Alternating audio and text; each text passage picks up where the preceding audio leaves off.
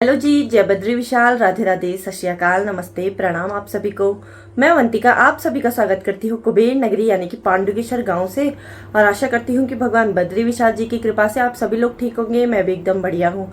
बाकी भाई आज के ब्लॉग की शुरुआत हो रही है सुबह के 8 बजे से। और नाश्ता बन गया हम लोगों का, पापा और मैंने नाश्ता कर भी लिया है आज ना। तो अभी नन्नू आया है, नन्नू भी नाश्ता करेगा। साथ ही में भाई सुबह के टाइम पे जो है ना पांडुकेश्वर में भी ठंडा हो रहा है भाई, सुबह में और शाम के टाइम पे, इसलिए मैंने स्वेटर पहन के रखी है। लेकिन जब धूप आ जाती है ना तो उसके बाद स्वेटर की उतनी ज़रूरत पड़ नहीं रही है। और कल नन्नू लोग आ गए थे तो दीदी को सफाई करनी थी, तो नन्नू ना सुबह ही आ गया था भाई, सुबह के 7 बजे। और अभी पापा के साथ है उधर कमरे में, तो फटाफट से नन्नू को नाश्ता कराने के बाद नन्नू की मालिश करनी है। आज का जो मौसम है ना बड़ा प्यारा हो रखा है। देखो प्यारी सी धूप आ रखी है, हल्के से बादल भी आ रखे हैं। और मैं ना छत में आ गई हूँ नन्नू की मालिश करने के लिए। और नन्नू इतना ज़्यादा शैतान हो रखा है, खूब मस्ती कर रहा है। क्या कर रहा है? हाँ तैयार हो जाए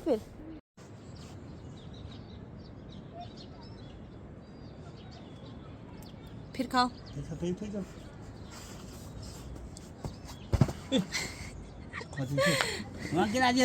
नखरे मत कर, चल रोटी खा। नखरे मत कर, नहीं तो नाना कैसे मारेंगे। डॉक्टर हो, मुखड़ी दिखाओ, डॉक्टर की मुखड़ी दिखाओ जरा। आज डॉक्टर की मुखड़ी धो भी नहीं रखी है। डॉक्टर मुखड़ी नहीं धोता है। आप डॉक्टर हो, मुझे बुखार तो नहीं आ रहे, थोड़ा चेक करना। नहीं आ रहे, थोड़ा देखो। बुखार आ रहे हैं मुझे, बुखार आ रहे हैं। दवाई, हाँ दवाई खिलाओ। हाँ।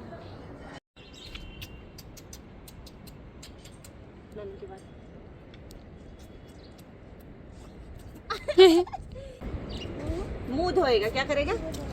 कौन धोएगा मुंह? हाँ दीदी, क्या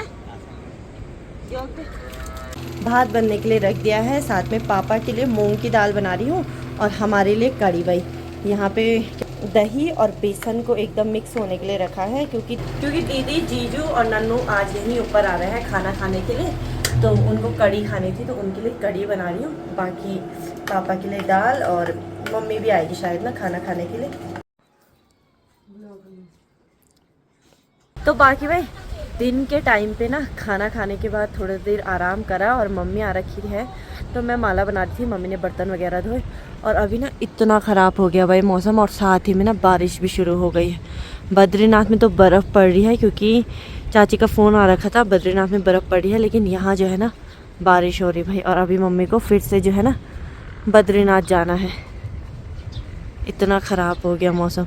केवल जोशीमठ की साइड से जो है मौसम खुल रहा है, लेकिन पांडुकेश्वर में देखो इतने घने बादल लग गए हैं। तो बाकी भाई शाम के 4 बज चुके हैं और मम्मी लोग भी जाने लग गए हैं बद्रीनाथ। मम्मी को रोड में छोड़ने जा रहे हैं, सामान भी लेना है। और इतनी तेज़ हवा चल रही ना, काफ़ी तेज़ भाई। देखो काफ़ी ठंडा हो गया। और साथ ही में भाई लामबगड़ में बर्फ़ पड़ने लग गई है। ये देखो बर्फ़ आ रही सीधा, बारिश भी नहीं आ रही। और ये रही मम्मी और चाची आगे भी जा रहे। तो बाकी भाई मम्मी लोगों को छोड़ के मैं आ गई हूँ घर। साथ ही में मेरा कुछ सामान लेना था, तो वो सामान लेके भी आ गई हूँ। और दीदी ने छाछ भी भेजी थी लामबगड़ से, और घर का कुछ सामान था वो लाना था, तो वो सारा सामान लेके मैं आ गई हूँ घर पे।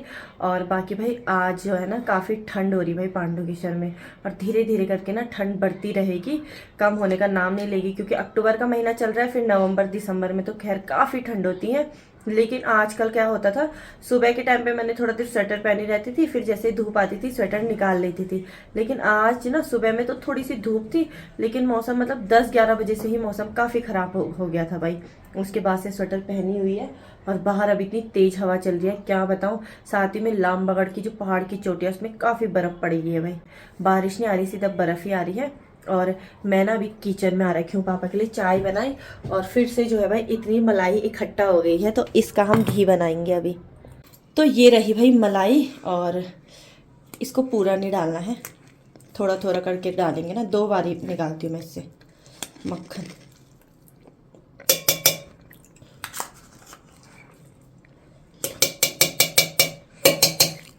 तो तो मलाई डालने के बाद ना ठंडा पानी डालना है भाई। मैं ठंडा पानी इसलिए ऐड करती हूँ, ठंडे पानी से मक्खन जल्दी निकल आता है। तो और मिक्सी से ही निकालती हूँ मैं मक्खन ना। ये आसान तरीका भी है और थोड़ा थोड़ा करके बढ़िया घी बन जाएगा घर के लिए।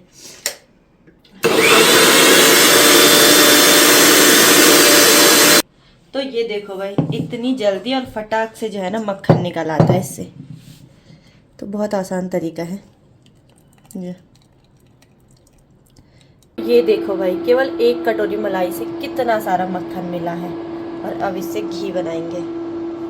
धीमी आंच पे ना घी निकालना है, एकदम आंच धीमी होनी चाहिए। ये देखो घी निकलना शुरू हो गया है। और जब ये पूरा झाग खत्म हो जाएगा तो घी खुद ही निकल जाएगा बढ़िया तरीके से। ये देखो घी निकलना शुरू हो गया भाई। तो अब इसे छेड़ते नहीं है। तो बाकी भाई ना घी ना तैयार हो गया है भाई। ये रहा घी। और अब इसको बंद कर देना है। और मैं यहाँ पे सब्जी रात के खाने की तैयारी कर रही हूँ। सब्जी काट रही थी, तब तक पता है कौन आया है हमारे घर पे? नन्नू। और नन्नू ये तो सो रखा था भाई, हम इसके घर पे जा रखे थे। ये कौन आया? ये हमारे घर पे कौन आया? कौन हो आप? आपका नाम क्या है? आपका नाम क्या है? क्या नाम है? मुंह से बाहर नाम क्या है? नहीं, नन्नू। क्या है? तो ये है भाई पहले का घी। और अब इसमें फिर से कुछ घी और ऐड कर देते हैं। धीरे धीरे करके इसको पूरा भर देंगे हम।